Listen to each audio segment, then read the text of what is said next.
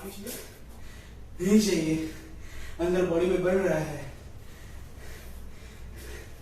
सुनने में अजीब लग रहा है ना, लेकिन राइट, ये बात सच्ची है कि जब हमारे बॉडी में रेस्पिरेशन होता है तो हर रेस्पिरेशन में, वो हर केमिकल रिएक्शन में, chemical reaction which is nothing but respiration produces water molecule as well। तो नहीं मालूम आपको? तो चलो फिर ये वीडियो देख लेते हैं। ओके,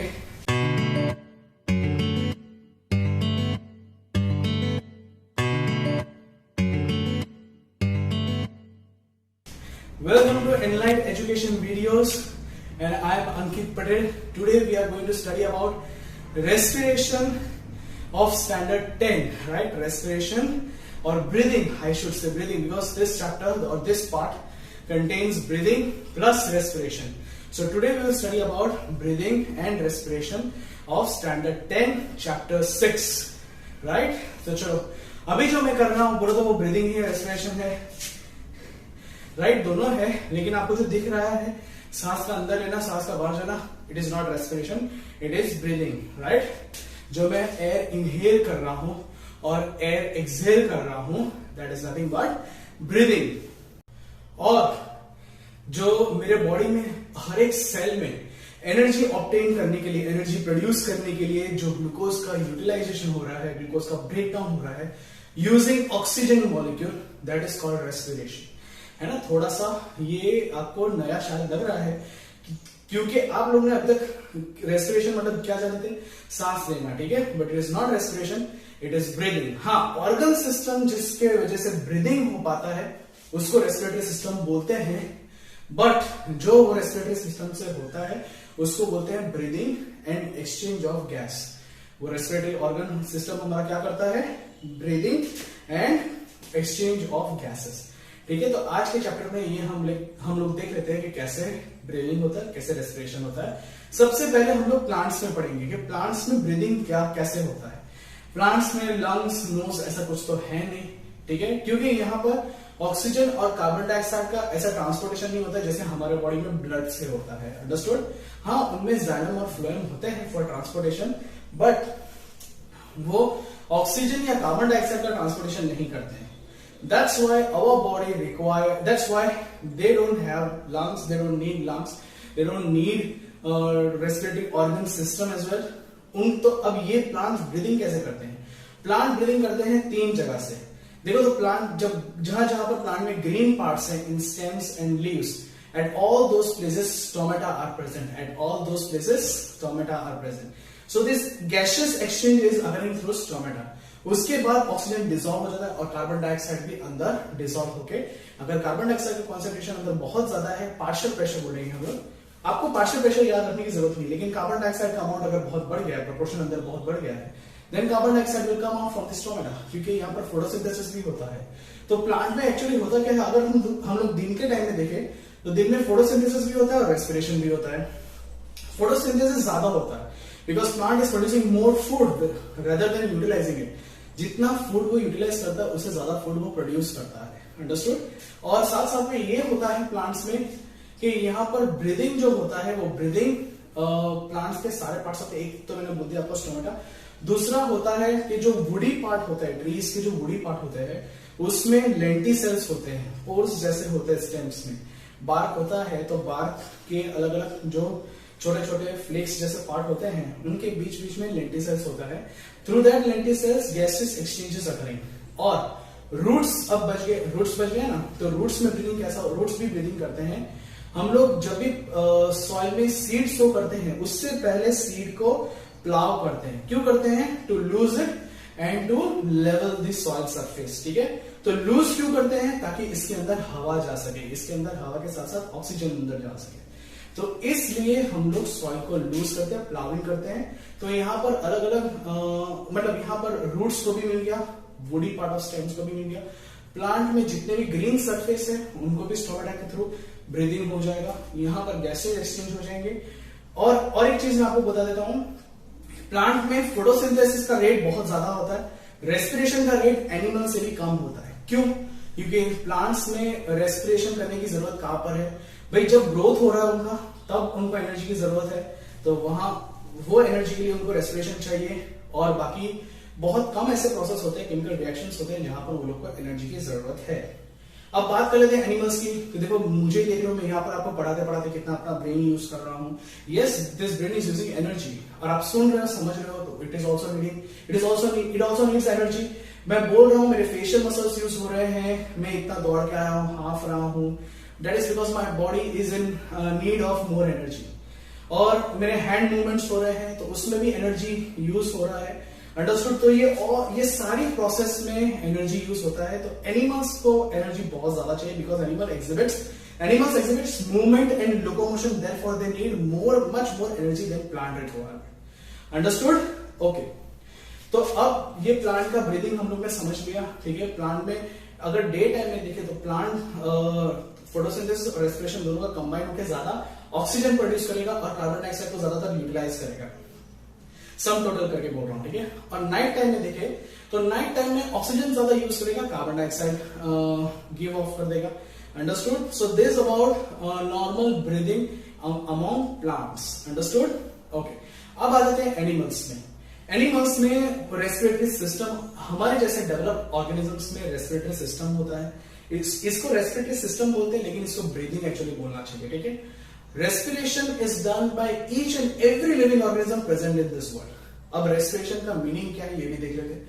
रेस्पिरेशन का मीनिंग ये होता है, इससे पहले रेस्पिरेशन का मीनिंग समझे, हम लोग एटीपी समझ ले क्या होता है, ठीक है। What is this ATP? ATP is adenosine triphosphate, adenosine triphosphate. ये आपको पूरा नाम याद रखने की जरूरत नहीं है, आपको सिर्फ एटीपी याद रखो, यही बहुत है, या फिर नहीं आप नाम लर्न कर लो, ठीक है। एडिनोसाइन ट्राइफॉस्फेट, देखो जब ये एडिनोसाइन ट्राइफॉस्फेट मतलब 3 फॉस्फेट ग्रुप है, यहाँ पर एडिनोसाइन के साथ 3 फॉस्फेट ग्रुप है, जब इसमें से एनर्जी निकल जाती है तो एक फॉस्फेट ग्रुप भी रिमूव हो जाता है। तो जब भी एनर्जी चाहिए तो एटीपी यूटिलाइज हो जाता है और एटीपी से बन जाता है एडीपी, ठीक है। ट्राइफॉस्फेट से बन जाता है डाइफॉस्फेट। और जब हमको एनर्जी मिलती है तो एनर्जी मिलता है ना, तो क्या होता है, एडिनोसाइन उसको स्टोर करना है, ऑब्वियसली एनर्जी मिला और यूज के लिए ऐसा थोड़ी होता है। एनर्जी को अगर एनर्जी किसी में से मिला तो उसको स्टोर करना है, और जब जब चाहिए तब तब यूज करना है। तो ये स्टोर करने के लिए हम लोग क्या करते हैं, जो एडीपी होता है उसको फॉस्फेट्स के साथ रिएक्ट करवाते हैं और उसमें एनर्जी चली जाती है। तो एडिनोसाइन डाइफॉस्फेट से हो जाता है एडिनोसाइन ट्राइफॉस्फेट। अब जब जब हमें एनर्जी चाहिए तब हम लोग एडिनोसाइन ट्राइफॉस्फेट यूज करेंगे, जिससे बन जाएगा वो एडिनोसाइन डाइफॉस्फेट। तो ये एटीपी है क्या? हम लोग जब मार्केट में जाते हैं, पैसे देके कुछ चीजें खरीदते हैं या फिर पैसे लेके कुछ चीज हम लोग बेचते हैं, अंडरस्टूड। तो ये हो गया करेंसी, ये हो गया मार्केट के लिए करेंसी। तो एटीपी यहां पर क्या है, ATP is also an energy currency in our body. ATP भी क्या है, it is an energy currency in our body. हमारी बॉडी का एटीपी, लिविंग सारे living organisms, of all living organisms, ATP is an energy currency and all living organisms needs this ATP. Wherever energy is required and wherever energy is stored, this ATP is produced. Understood? तो ये सब होता रहता है, ठीक है। Okay, ये ATP बहुत इंपॉर्टेंट मॉलिक्यूल है, ये ग्लूकोज से भी इंपॉर्टेंट मॉलिक्यूल है, ठीक है। अब देखो हम लोग खाते हैं, सपोज मैंने अभी खाया है चावल, तो चावल में होता है स्टार्च, बहुत सारा स्टार्च होता है। ये स्टार्च मेरे डाइजेस्टिव सिस्टम में जब आएगा तब इसमें से ग्लूकोज बनेगा और ग्लूकोज बन के ब्लड में चला जाएगा। अब क्योंकि मैं सांस ले रहा हूं तो मेरे सांस से जो हवा अंदर आ रही है लंग्स में से, वहां पर से मुझे ब्लड में ऑक्सीजन भी मिल जाएगा। ये भी हम लोग बाद में पढ़ेंगे कैसे हमारे ब्लड में ऑक्सीजन ऐड होता है, ठीक है। यही चैप्टर में, यही वीडियो में। तो ऑक्सीजन ऐड हो गया भाई ब्लड में। अब ये ऑक्सीजन और ग्लूकोज घूमते घूमते सारे सेल्स को डिस्ट्रीब्यूट होते रहेगा।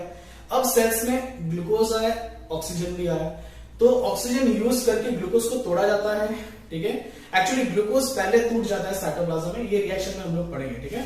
सबसे पहले होता क्या है कि ग्लूकोज यूज होता है, फिर ग्लूकोज से पायरुविक एसिड बनता है। पायरुविक एसिड को मतलब यहाँ पर फिर ऑक्सीजन यूटिलाइज करते हैं हम लोग, पायरुविक एसिड का कार्बन डाइऑक्साइड बन जाता है और वाटर मॉलिक्यूल बन जाता है, ठीक है। यहाँ पर पायरुविक एसिड से बाद में वाटर एंड कार्बन डाइऑक्साइड बनेगा और उसके साथ साथ एटीपी मॉलिक्यूल्स बनते हैं, ठीक है। अब यहाँ पर 2 टाइप के रेस्पिरेशन होते हैं। जो डेवलप्ड ऑर्गेनिजम्स होते हैं हमारे जैसे प्लांट्स, एनिमल, बाकी सारे एनिमल्स जैसे डेवलप्ड ऑर्गेनिजम्स होते हैं, उनमें एरोबिक रेस्पिरेशन होता है, ठीक है। कौन सा रेस्पिरेशन होता है? Aerobic respiration. और कुछ माइक्रो ऑर्गेनिजम्स होते हैं जैसे यीस्ट, उसमें एनारोबिक रेस्पिरेशन होता है। अब ये एरोबिक रेस्पिरेशन और एनारोबिक रेस्पिरेशन का मतलब क्या है? एरोबिक रेस्पिरेशन वो है जिसमें ऑक्सीजन यूटिलाइज होता है, एनारोबिक रेस्पिरेशन वो है जिसमें ऑक्सीजन यूटिलाइज नहीं होता है। अंडरस्टूड? मैंने आपको रेस्पिरेशन की डेफिनेशन बोली नहीं बोली है ना? चलो मैं बोल देता हूँ रेस्पिरेशन की डेफिनेशन क्या है, बाद में फिर से हम लोग एरोबिक और एनारोबिक में आ जाते हैं। ठीक है, रेस्पिरेशन का मतलब क्या है? It is utilization of glucose molecule, it is utilization of glucose molecule, और it is utilization of, it is breaking down of energy giving molecule, it is breaking down of energy rich molecule to obtain energy। Respiration एक chemical, एक नहीं set of chemical reactions है जिसमें कोई एक molecule टूटता है और उसमें से एनर्जी मिलती है। तो ये रिएक्शन जब हमारे बॉडी में होता है to supply need of energy, ठीक है, to fulfil need of energy, जो केमिकल रिएक्शंस हमारे बॉडी में होते हैं, ठीक है, हमारे बॉडी में जब होता है तो ऑक्सीजन भी उसमें यूटिलाइज होता है, ठीक है, और एनारोबिक में होता है तो ऑक्सीजन यूटिलाइज नहीं होता है। तो यही रिएक्शन को हम लोग बोलते हैं anaerobic, I mean respiration. This kind of chemical reaction is called respiration. Understood? ये सेट ऑफ केमिकल रिएक्शंस होता है। यहां पर हम लोग सिर्फ 2 रिएक्शन में पढ़ेंगे, but they are set of chemical reactions, मतलब बहुत सारे केमिकल रिएक्शंस होते हैं। अगर आप स्टैंडर्ड 11 में पढ़ोगे तो रेस्पिरेशन करके पूरा एक चैप्टर है जिसमें सिर्फ ये एरोबिक रेस्पिरेशन ही दिया हुआ है, एरोबिक एंड एनारोबिक रेस्पिरेशन ही दिया हुआ है। अभी जो हम 2 केमिकल रिएक्शंस के फॉर्म में पढ़ेंगे ना, तीन केमिकल रिएक्शंस के फॉर्म में पढ़ेंगे ना, वो पूरा एक चैप्टर है स्टैंडर्ड 11 बायोलॉजी में। ठीक है, तो यहाँ पर पूरा एक सेट ऑफ रिएक्शन होता है जिसमें बहुत सारी अलग अलग केमिकल रिएक्शंस होती है और उसमें से एनर्जी प्रोड्यूस होता है। तो अब चलो देख लेते हैं एरोबिक रेस्पिरेशन क्या है, एनारोबिक रेस्पिरेशन क्या है। ठीक है, तो सबसे पहले चलो हम लोग ने चावल खाया, किसी भी, चलो ईस्ट को भी हम लोग ने चावल दिया है, ये सेल्स ले लेते हैं और हमारा बॉडी ले लेते हैं। ठीक है, चलो सब हमने, और उनको भी मैंने चावल खिलाया, तो उसमें से स्टार्च, बहुत सारा स्टार्च है। अब ये स्टार्च का ब्रेकडाउन होगा, ग्लूकोज बनेगा, दिस इज कॉल्ड डाइजेशन। इसको रेस्पिरेशन नहीं बोलेंगे क्योंकि इसमें एनर्जी नहीं मिलता है। अंडरस्टूड? अब ग्लूकोज मॉलिक्यूल टूट गया है, मतलब स्टार्च टूट के ग्लूकोज बन गया, बहुत सारे ग्लूकोज मॉलिक्यूल बन गए। अब ये ग्लूकोज मॉलिक्यूल को हम लोग क्या करेंगे, ब्लड से, हमारा बॉडी है तो ब्लड से अलग अलग सेल्स को मिलेगा, और ईस्ट है, ईस्ट तो यूनिसेल्युलर ऑर्गेनिज्म है, तो ईस्ट को तो ऐसे ही ग्लूकोज मिल गया। ठीक है, अब सबसे पहले ईस्ट ग्लूकोज सबसे पहले ग्लूकोज मॉलिक्यूल मिला। अब ये ग्लूकोज मॉलिक्यूल का पहले सबसे पहले ब्रेकडाउन होगा इन साइटोप्लाज्म। कहां पर? साइटोप्लाज्म में। वो मेरा बॉडी हो, मेरा सेल हो या ईस्ट का सेल हो, सबसे पहले ग्लूकोज मॉलिक्यूल का ब्रेकडाउन होगा और उसमें से 2 पायरुविक एसिड बनेगा। चलो ग्लूकोज मॉलिक्यूल होता है ना 6 कार्बन वाला होता है, हम लोग ने पढ़ा था ना वो फर्स्ट चैप्टर के केमिकल रिएक्शंस में। ग्लूकोज मॉलिक्यूल कितने कार्बन एटम्स का होता है? 6 कार्बन एटम्स का होता है। और जो हमारा पायरुविक एसिड होता है वो 3 कार्बन एटम का होता है। तो एक ग्लूकोज मॉलिक्यूल से 2 पायरुविक एसिड्स बनते हैं। कितने पायरुविक एसिड बनते हैं? 2 pyruvic acid. From a glucose molecule 2 pyruvic acid is forming. ठीक है, फिर मेरा सेल हो या फिर यीस्ट का सेल हो, उसके बाद अब देखो ये यीस्ट जैसे ऑर्गेनिज्म है ना, या फिर कोई अलग कोई दूसरे ले लेते हैं, चलो एनारोबिक बैक्टीरिया ले लेते हैं ना, एनारोबिक बैक्टीरिया। ठीक है, तो एनारोबिक बैक्टीरिया में माइटोकॉन्ड्रिया नहीं होता है, हमारे सेल्स में माइटोकॉन्ड्रिया होता है। ठीक है, तो चलो सबसे पहले हम लोग देख लेते हैं कि ये एनारोबिक बैक्टीरिया का क्या होता है या ईस्ट में क्या होगा। ठीक है, चलो अब इसमें क्या होता है कि ये जो पायरुविक एसिड है, this pyruvic acid get converted into, ये पायरुविक एसिड कन्वर्ट हो जाएगा इथेनॉल में। किसमें कन्वर्ट हो जाएगा? इथेनॉल में। It is converted into ethanol. Understood? और इथेनॉल में कितने कार्बन होते हैं? सिर्फ 2 कार्बन होते हैं। कितने कार्बन? सिर्फ 2 कार्बन। तो ये इथेनॉल के साथ कार्बन डाइऑक्साइड भी प्रोड्यूस होता है। ठीक है, with this ethanol carbon dioxide is also produced. ठीक है, जब ये रिएक्शन होगा तो हम लोग देखते हैं ना, जब ये ईस्ट का या एनारोबिक बैक्टीरिया का जब भी ऐसे ग्लूकोज सोल्यूशन में जब भी होता है तो उसमें बबल्स फॉर्म होते हैं। That bubbles is of carbon dioxide. हम लोग ब्रेड बनाते हैं तो ब्रेड में भी बबल्स जैसा हो जाता है, जब वो सॉलिडिफाई हो जाता है तो बबल्स उसके वहां ट्रैप हो जाते हैं। ठीक है, that is also because of this carbon dioxide produced by east and it got trapped with in the bread. जब वो खोलते हैं तब कार्बन डाइऑक्साइड सब बदल जाता है। तो डोंट वरी, आप ब्रेड खाते हो तो कार्बन डाइऑक्साइड नहीं खाते हो। ठीक है, ये चिंता मत करना, खाना आराम से खाना, लेकिन थोड़ा लिमिट में खाना।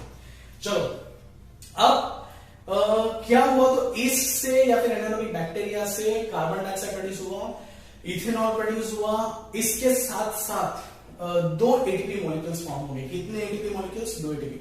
मतलब एक ग्लूकोज है, उससे दो पायरुविक एसिड बने, दो पायरुविक एसिड से दो इथेनॉल, दो कार्बन डाइऑक्साइड और टू एटीपी मॉलिक्यूल्स, ठीक है ना, टू एटीपी मॉलिक्यूल्स बना। तो ये होता है एक ग्लूकोज मॉलिक्यूल से two ATP formation in the, I mean, एक glucose molecule से two molecules of ATP formation, and that is in the concept anaerobic respiration है, ठीक है। चलो अब एरोबिक रेस्पिरेशन में देख लेते हैं हमारे जैसे ऑर्गेनिज्म में देख लेते हैं, ठीक है। हमारे जैसे ऑर्गेनिज्म हम लोग डेवलप्ड ऑर्गेनिज्म है, ठीक है। हमारे में देखो क्या होता है। तो सबसे पहला रिएक्शन तो सेम है, ग्लूकोज से टू पायरुविक एसिड बन गया from a glucose molecule, means एक ग्लूकोज मॉलिक्यूल, ठीक है, इंग्लिश लैंग्वेज ऐसे है। From a glucose molecule, two pyruvic acid is forming. Two pyruvic acid molecules are forming, and from this two pyruvic acid, here it will be formation of 6 carbon dioxide molecule. कितना? 6 carbon dioxide molecules and 6 molecules of H2O. आप लोग सोचिए ना कि इतना सारा पानी कहां से आता है ना? तो यहां से आता है, देख लो, और हमारे सांस से भी निकलता है। तो आपको पानी पी लेना चाहिए, ये मेरे जैसा मत करना। मतलब मैंने जो स्टार्ट में किया था वो मत करना, ये कर रहा, ठीक है।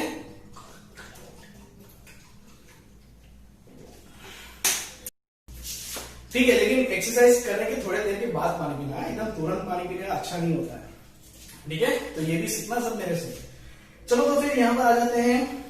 देखो पानी का लॉस है ना, वाटर एक्सेलेशन टाइम में भी हो जाता है, ठीक है। कार्बन डाइऑक्साइड के साथ साथ बहुत सारा वाटर मॉलिक्यूल्स भी हमारे बॉडी से निकलता है। तो एक्सरसाइज करने के थोड़े देर बाद, 5-10 मिनट के बाद आपको पानी पी लेना चाहिए, ठीक है। उस टाइम पे नहीं पीना चाहिए। ओके, चलो तो फिर क्या होता है यहाँ पर देखो, पायरुविक एसिड का रिएक्शन, पायरुविक एसिड बन गया, पायरुविक एसिड से और क्या बन गया, 6 मॉलिक्यूल ऑफ कार्बन डाइऑक्साइड। मतलब एक ग्लूकोज मॉलिक्यूल से दो पायरुविक एसिड, दो पायरुविक एसिड से 6 carbon dioxide and 6 molecules of water बन रहा है, ठीक है।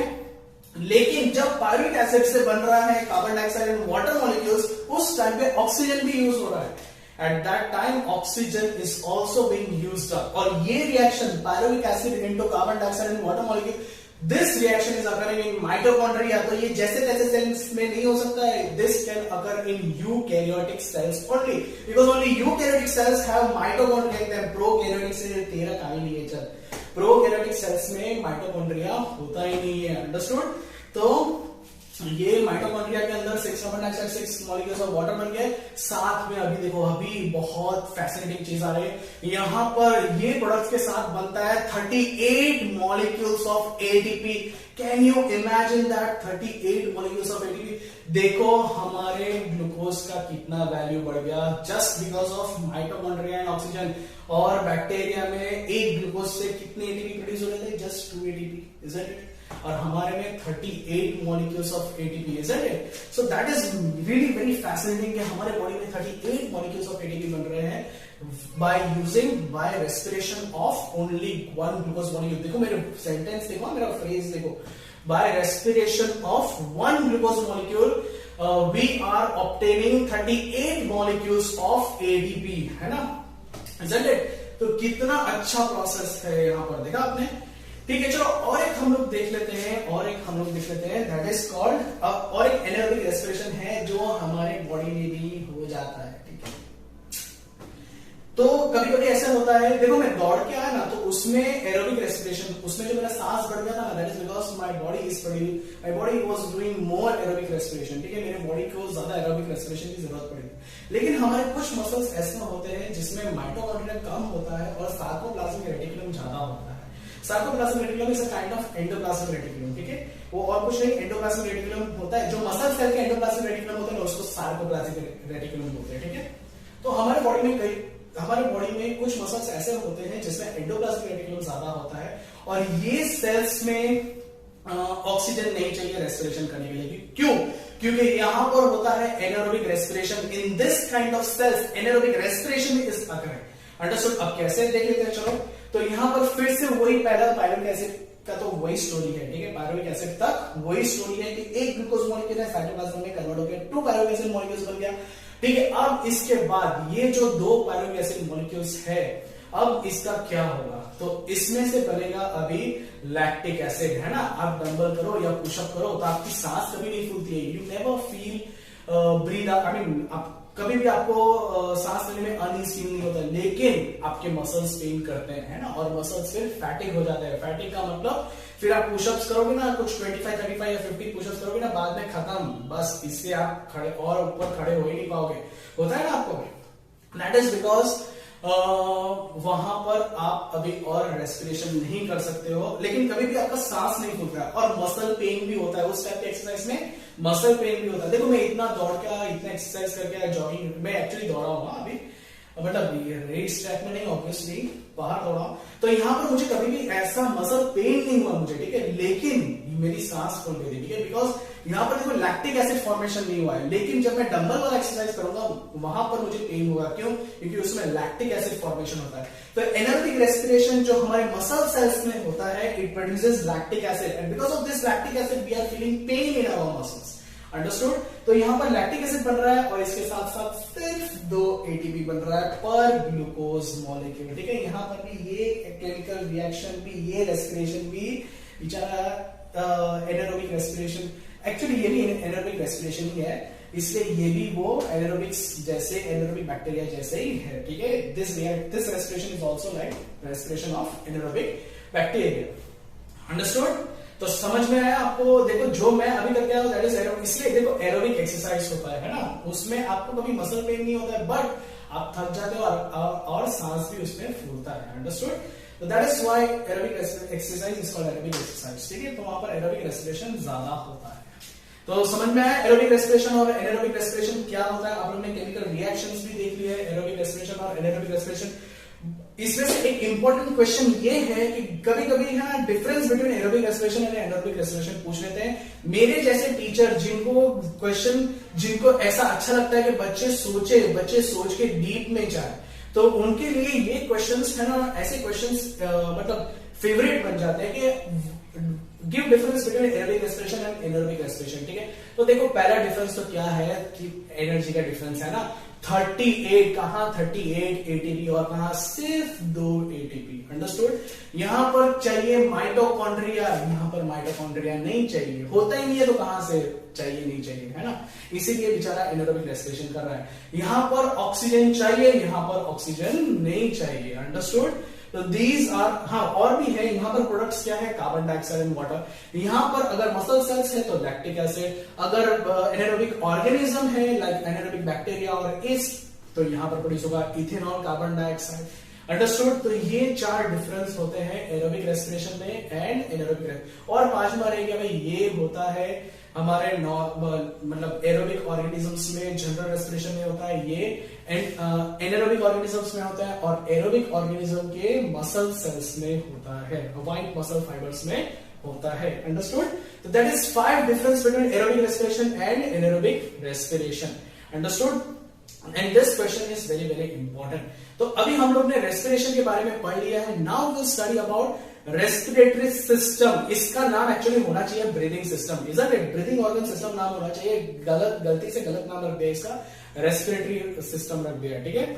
चलो ये सिस्टम पढ़ लेते हैं। तो इसमें सबसे पहले हमारा नोज होता है, नोज में ये नोस्ट्रल्स है जिससे एयर अंदर जाती है और बाहर आती है, हमारे बॉडी के अंदर एंटर होती है और बॉडी से बाहर आती है, ठीक है। फिर इसके अंदर जाएंगे तो हम लोग सोचते हैं हमारा नाक इतना ही है, इतना सा छोटा है, लेकिन इसके अंदर बहुत बड़ा वाला पार्ट होता है, ठीक है, जिसको बोलते हैं नेजल चैम्बर। अंडरस्टूड? उसमें भी सेप्टम होता है, लेफ्ट वाला अलग, राइट वाला अलग। अंडरस्टूड?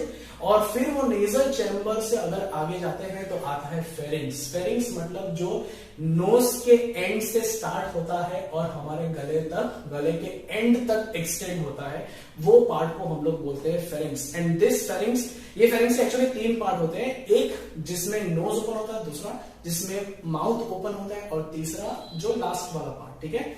अब जहां पर माउथ ओपन देखो ये अकेला एक ऐसा पार्ट है जिसमें नोज भी ओपन होता है, माउथ भी ओपन होता है, मतलब this part, I mean this tract is a tract from where food as well as air is passing. दोनों ही चीज पास होती है, हवा और खाना, ठीक है। जब हम लोग सांस लेते हैं तो हवा पास होती है, जब हम लोग खाना खाते हैं तो खाना या पानी पीते हैं तो पानी पास होता है। अंडरस्टूड? तो देखो ये अकेला एक ऐसा ट्रैक है, pharynx. Pharynx is the only organ through which air and food both are passing. Understood? इसीलिए इसमें देखो इसमें भी एंड, फेरिंग्स का एंड होता है ना, मतलब जो उसका डिस्टल एंड मतलब पोस्टीरियर एंड, उसमें दो ओपनिंग्स होते हैं। आगे के side at ventral side there will be opening for trachea and at the dorsal side there will be opening for oesophagus. अब ये जो ओपनिंग ऑफ ट्रैकिया है ना, उस वहां पर स्लिट जैसा ओपनिंग होता है। कैसा ओपनिंग होता है? स्लिट जैसा ओपनिंग होता है, तो उसको बोलते हैं glottis. It is called as glottis. और उसके ऊपर कार्टिलेजिनस फ्लैप होता है। क्या होता है? Cartilaginous flap which always remain open, हमेशा खुला रहता है, तभी तो आप सांस ले पाओगे भाई। अगर खुला नहीं रहेगा तो सांस कैसे ले पाओगे? अब तो पूछो फिर तो होता किस लिए है? जब खुला ही रहना है तो होता क्यों है? तो वो इसलिए होता है कि जब हम लोग खाना निगलते हैं या पानी पीते हैं तब तो बंद करना पड़ता है ना भाई, कुछ भी, ठीक है। तो जब भी खाना हम लोग स्वॉलो करते हैं या वाटर निगलते हैं तो वो हमारे ट्रैकिया में ना जाए और एसोफेगस में ही जाए, इसलिए वो एपिग्लॉटिस ग्लॉटिस को उस टाइम पे कवर करता है जब हम लोग स्वॉलो करते हैं ऐसे, है ना। तो ये एपिग्लॉटिस उस टाइम पे ग्लॉटिस को कवर कर देता है, ठीक है। It is a cartilaginous flap which is covering glottis, understood. और ये फेरिंग्स के एंड में लैरिंग्स भी होता है, अंडरस्टूड। लैरिंग्स इज साउंड बॉक्स जिसमें कार्टिलेजिनस स्ट्रिंग जैसा स्ट्रक्चर होता है, अंडरस्टूड, जिसका वाइब्रेशन से साउंड प्रोड्यूस हो रहा है, जिसकी वजह से मैं अभी बोल पा रहा हूं, ठीक है। तो ये हो गया फेरिंग्स के बारे में। इसके बाद आता है ट्रैकिया। ट्रैकिया हमारे चेस्ट में एक शॉर्ट एक पैसेज होता है, ठीक है, सिमेट्रिकल पैसेज है जो कवर्ड होता है सी शेप कार्टिलेजिनस रिंग, सी शेप। ये सी शेप भी ऐसे होते हैं, ठीक है, ऐसे नहीं होते, ऐसे होते हैं। जैसे ये ट्रैकिया हो, ये ट्रैकिया है और इसमें सी शेप कार्टिलेजिनस फ्लैप है। देख लो अभी मेरा बॉडी में आपको अभी दिख रहा होगा लंग्स, ठीक है ना, ट्रैकिया भी दिख रहा होगा, अंडरस्टूड। तो देखो यहाँ पर सी शेप कार्टिलेजिनस फ्लैप भी है, देखा, आप देख रहे हो ना आप लोग, अंडरस्टूड। तो ये सी शेप कार्टिलेजिनस फ्लैप है, फ्लैप नहीं सॉरी रिंग है, जो ट्रैकिया को कोलैप्स होने से बचाता है। मतलब जैसे अगर मेरे बॉडी से मैं जैसे एक्सेल कर रहा हूं, जब सांस निकल रहा है मेरे बॉडी में से, तो वो बंद ना हो जाए, understood. It doesn't get close, तो वो क्लोज ना हो जाए, जैसे ये बंद होके ऐसे पिच, मतलब ऐसा ना हो जाए, बंद ना हो जाए, इसको कोलैप्स बोलते हैं, ठीक है, कोलैप्स ना हो जाए, इसलिए वहां पर सी शेप कार्टिलेजिनस रिंग होता है, अंडरस्टूड। फिर ट्रैकिया आगे जाके उसमें दो ब्रांचेस हो जाते हैं जिसको बोलते हैं bronchus, and this two bronchus each of this bronchus is going in each lungs. ये एक एक लंग्स में जाएगा, एक एक ब्रोंकस जो है वो एक एक लंग्स में जाएगा, अंडरस्टूड। वो एक एक लंग्स में जाएगा और लंग्स में जाके फिर से वो उसका ब्रांचिंग होगा जिससे बनेगा प्राइमरी ब्रोंक्यूल्स, फिर उसके फर्दर ब्रांचिंग हुए secondary bronchioles, further branching tertiary bronchioles, फिर ऐसे ब्रांचिंग होता जाएगा और बन जाएगा लास्ट जो ब्रांचिंग है उसको बोलते हैं टर्मिनल ब्रोंक्यूल्स, अंडरस्टूड। बस चलो अभी बंद करो।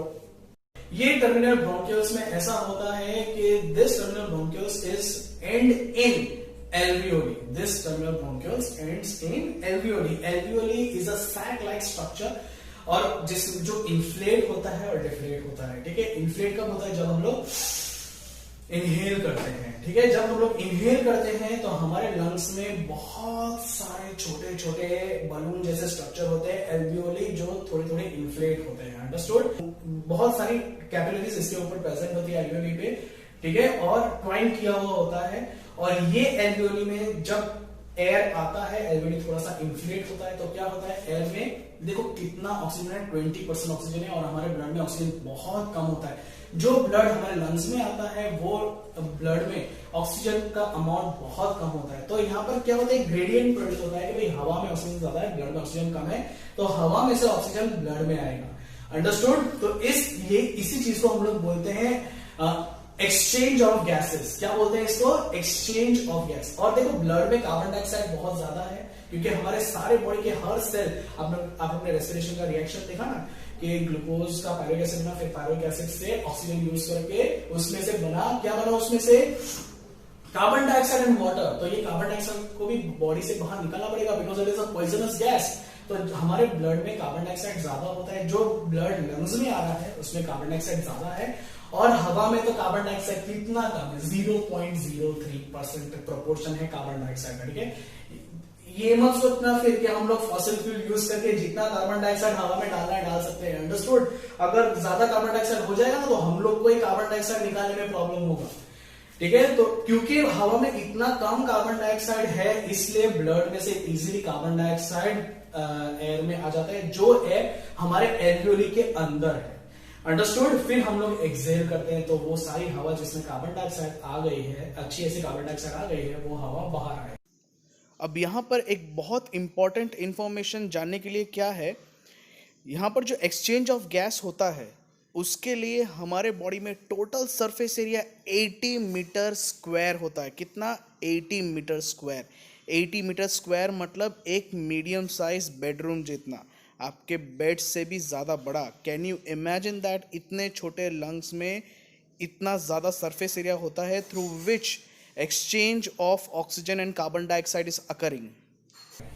Understood? So that is how our body is taking in oxygen and bringing out carbon dioxide. अब ये inhalation भी कैसे होता है और exhalation भी कैसे होता है ये भी देख लेते हैं, ठीक है। तो आप लोग ने योगा तो किया होगा, ठीक है। आप लोग योगा कैसे करते हैं?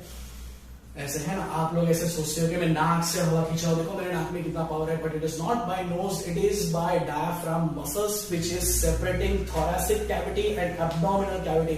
थोरैसिक कैविटी और एब्डोमिनल कैविटी में एक मसल होता है जिसको बोलते हैं डायफ्राम। ये डायफ्राम को हम लोग नीचे पुश करते हैं, इट गेट कॉन्ट्रैक्ट्स डाउन, ठीक है, कॉन्ट्रैक्ट डाउन होता है। तो उसकी वजह से क्या होता है, थोरैसिक कैविटी का साइज बढ़ जाता है। तो थोरैसिक कैविटी के वॉल लंग्स के वॉल से अटैच होता है, तो थोरैसिक कैविटी का साइज बढ़ना मतलब लंग्स का साइज बढ़ना, तो लंग्स का साइज बढ़ जाता है। अब देखो हवा तो अंदर जितनी थी उतनी ही है, अब क्या होगा कि ये हवा ज्यादा जगह में फैल जाएगी तो हवा पतली हो जाएगी, और यही हवा का पतला होने को हम लोग इंग्लिश में बोलते हैं डिक्रीज इन प्रेशर। तो यहां पर क्या होगा, increase in volume inside the lungs and decrease in air pressure inside the lungs. Increase in volume leads to decrease in air pressure in the lungs, and air always moves from higher pressure to lower pressure. और जैसे हम लोग diaphragm नीचे करते हैं, volume बढ़ गया, pressure decrease हुआ, अंडरस्टूड। तो ऐसे होता है इनहेलेशन, अंडरस्टूड। और एक्सहेलेशन भी आप कैसे करते हो, फिर से डायफ्राम को ऊपर ला दिया हम लोग ने, रिलैक्स कर दिया, डायफ्राम ऊपर आ गया, ठीक है। वॉल्यूम मतलब थोरैसिक कैविटी का वॉल्यूम कम हो गया, लंग्स का वॉल्यूम कम हो गया। लंग्स का वॉल्यूम कम हो गया मतलब जो हवा ज्यादा स्पेस में थी अब वो हवा कम स्पेस में है ना। लंग्स में पहले जगह ज्यादा थी, अब कम जगह है अंदर लंग्स में, तो उतनी, लेकिन हवा तो उतनी ही है, कम जगह में है, तो हवा कितनी कैसी हो जाएगी, एकदम डेंस हो जाएगी ना। इसलिए हाई प्रेशर बोलते हैं, हायर एयर प्रेशर बोलते हैं। And air always moves from higher pressure to lower pressure, understood. तो ऐसे हवा हमारे बॉडी से बाहर आता है, अंडरस्टूड। इस तरीके से एक्सहेलेशन होता है। तो इनहेलेशन को इंस्पिरेशन भी बोलते हैं, एक्सहेलेशन को एक्सपिरेशन भी बोलते हैं। तो ये don't get confuse with this terms, inhalation और इंस्पिरेशन, एक्सहेलेशन एंड इंस्पिरेशन। तो यहां पर हम लोग ने पढ़ लिया मैकेनिज्म ऑफ ब्रीदिंग भी। तो देखो यहां पर हम लोग ने पूरा रेस्पिरेशन कवर एक वीडियो में कवर किया है, अंडरस्टूड, जिसमें हम लोग ने पढ़ा है कि रेस्पिरेशन क्या है, ब्रीदिंग क्या है। लास्ट में हम लोग ने पढ़ा मैकेनिज्म ऑफ ब्रीदिंग, और बीच में हम लोग ने पढ़ा है aerobic respiration, aerobic and anaerobic respiration, फिर रेस्पिरेटरी ऑर्गन जिसको एक्चुअली ब्रीदिंग ऑर्गन सिस्टम होना चाहिए, तो रेस्पिरेटरी ऑर्गन सिस्टम हम लोग ने पढ़ा है, ठीक है। सो आज के लिए अभी गुड बाय एवरीबॉडी, ठीक है। फिर बाद में मिलते हैं नेक्स्ट वीडियोस में।